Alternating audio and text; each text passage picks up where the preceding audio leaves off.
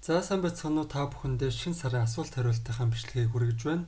Тэр өнгөрсөн 1 сарын хугацаанд миний YouTube channel дээр ирсэн комментуудыг уншаад хамтдаа хариулт өгөө явнаа.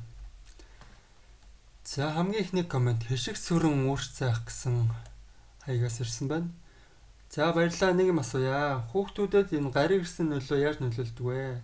16 наснаас бархасад гариг, 25 наснаас сугар гариг идэвхждэг гэж сонссон. Энэ натал чартан гаригуд нь идэвхжиж байна гэсэн үг гэнэ. За янз бүрийн үнэн хутлаа маш их мэдээлэл pop астролог дээр явж идэг тийм ээ. Тэгэхээр тэрэн дээр шүүлт туртай хандах хэрэгтэй.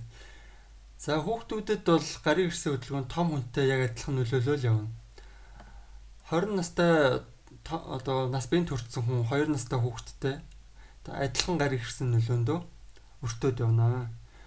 Хүүхэд том хүн ялахгүй тийм ээ. Монгол хятад гэж ялахгүй.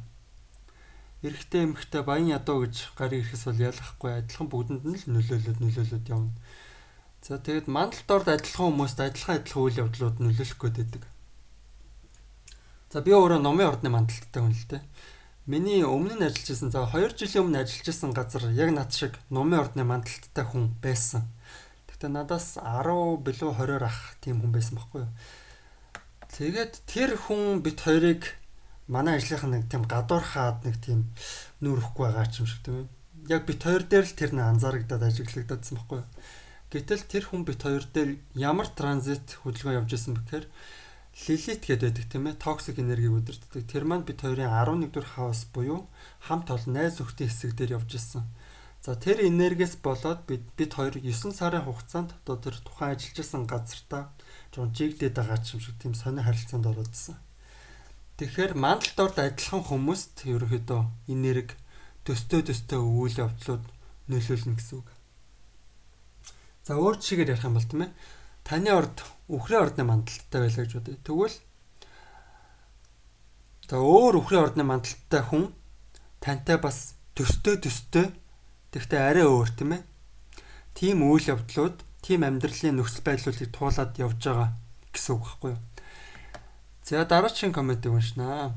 Пласидусаар бүр олон гэр байдаггүй чартч байна гинэ.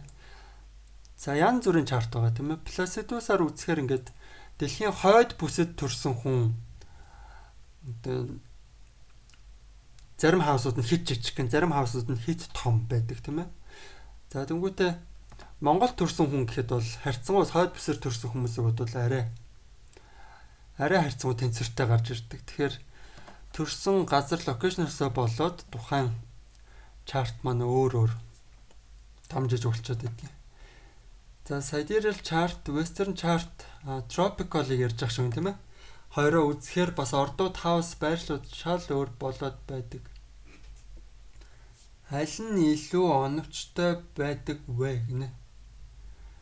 За тэгэхээр нөгөө tropical болохоор ерөнхийдөө улирал дээр суурилсан байдаг. Sidereal маань болохоор яг гариг ирсэн байршил дээр нь тийм ээ.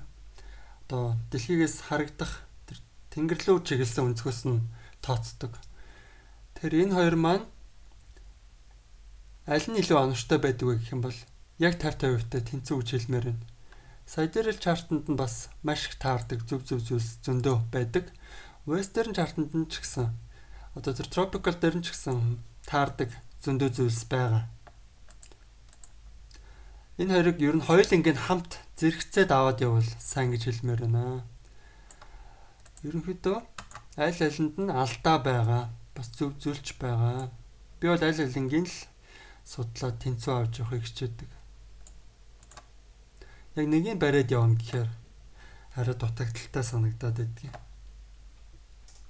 За энэ дэр баян сонсдог шүү, баярлаа гэсэн байна. Хоосон сарны тухай мэдээлэл болон тухайн сарын хоосон сартай өдөр цагийг яаж мэдэж болох вэ? Та чухалчилж үздэг үү гинэ? За би бол богино хариулт гэх юм бол чухалчилж үздэг. За миний туршлага уншилтан дээр бол тэр Void of Course Moon бол нэг тийм чухал нөлөөтэй санагдаагүй. За хэрэг тэрийг заав сурмаар нь үзмээр нь гэх юм бол тийм ээ. Өдөр цаг нь яаж мэдэж болох вэ гэж байна. Тэгэхээр сар маань ямар нэг хаус руу ороод тийм ээ.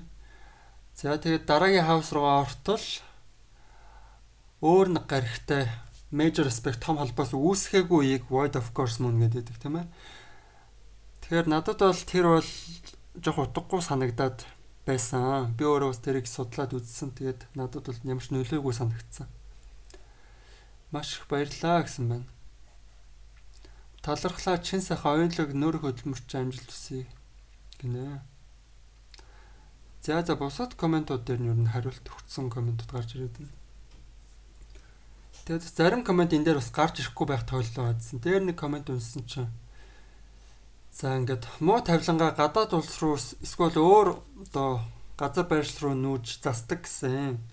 Сайныгаа муу болгох, мууныгаа сайн болгох гих мэтчлээ одоо таамаглаг үйл явдлууд тохиолдож болох уу гэсэн. Жишээлбэл одоо сайн тавилантай хүн тийм ээ. Буруу өдрөө өөр газар, өөр улсад, өөр хотод нүүж очиод сайн тавилангаа муу болгох, одоо муу нөлөөтэй болгох магадлал байгаа юу, боломжтой гэсэн мэс. Тэр бол боломжтой. Тэгэхээр тухайн нүүж очсон өдрөөс шалтгаалаад тийм ээ. Сайн тавилан муу болж одоо муутах боломжтой байна. Муу тавилан сайн болж сайжрах бас боломжтой байна. Гэхдээ төгс натал чарт, төгс чарт гэж байдгүй л дээ. Гэхдээ ерөнхийдөө аль болох бид нэр боломжит хамгийн гоё сайхан хувилбараар засаад явах хэрэгтэй. За тэгээд тэрийг яаж сайжруулах вэ? Хувь тавилангаа яаж илүү сайнаар засах вэ гэдэг дээр тодорхой хэмжээнд астрологийн дундаас дээш шатны түвшний мэдлэг хэрэгтэй байдгаа гэж хэлье. За тэгээд энэ сарын асуулт хариултны бичлэгээ хийгээд дуусаж байна. Та бүхэн хэрвээ надаас асуух асуулт сонирхсан зүйл байх юм бол тийм ээ. Заавал астролог гэхгүй бас сүнслэг талтай холбоотой зүйлс байх юм бол комент хэсэг дээр бичээд үлдээж болно. Би нэг сарын дараа бүх комментуудаа базаад ингэ бичлэг хийгээд оруулдаг юм аа. За баярлалаа.